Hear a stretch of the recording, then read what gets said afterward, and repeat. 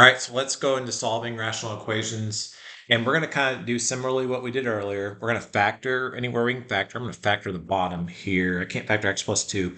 X squared minus 4, what is that? Difference of two squares. And my goal here is to figure out what my least common denominator is. What's the denominator that would include all these factors, okay? And so my least common denominator, I would pick on the denominator that has the biggest p, x plus 2 times x minus 2, the most factors. Are there any additional factors besides x plus 2 and x minus 2? No. So my least common denominator is x plus 2 times x minus 2. So now my goal is I've got to make each denominator be matched with this. So what does this first one need? It's got x plus 2. It needs an x minus 2. So when I multiply the bottom by x minus 2, I got to multiply the top by x minus 2. Next one. Now this one's got it all. So this one does not need additional denominator or additional factor. Minus 1. Now x minus 2 on bottom. What does this one need for at least common denominator? It needs an x plus 2. Okay, so I'm going to multiply the top and bottom by x plus 2. Next, we'll simplify. So on the top here, just be x 1 times all that. Just be x minus 2 divided by x plus 2.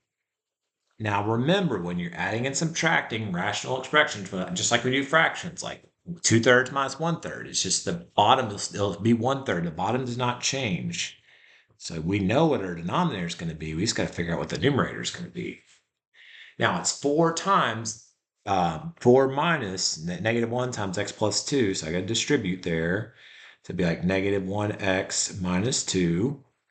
So that would be like negative 1x. 4 minus 2 is 2. Okay. Next thing I can do is I've got a fraction equal to a fraction. Okay, and they have the common denominator, so I can cancel out the denominators.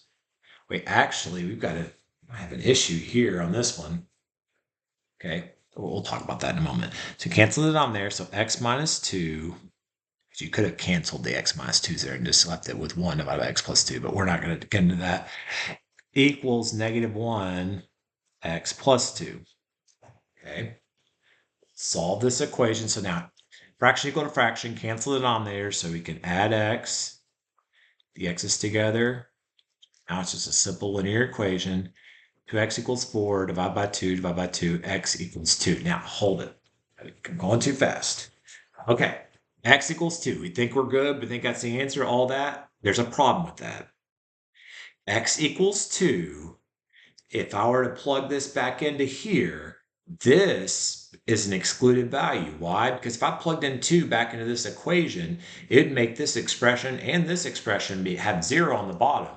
So it'd make it undefined. So 2, I'm going to make a note here since I'm doing this for, this would make some of the denominators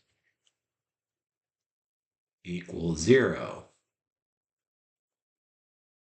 Thus, we must throw out this answer. So we have to throw this answer out. So this answer, we have to throw this answer out. We can't have it because it'd make the bottom equal 0. So therefore, what do? Well, I had an answer. It's not going to work. So what's my answer? My answer, I'm going to have to write it down here. Thus, the answer is, I had an answer, it didn't work, is no solution. And you can denote no solution with a 0 with a slash through it. Okay? So we had an answer, but the problem is it makes the bottom equal 0. And so we can't have that. So it's no solution.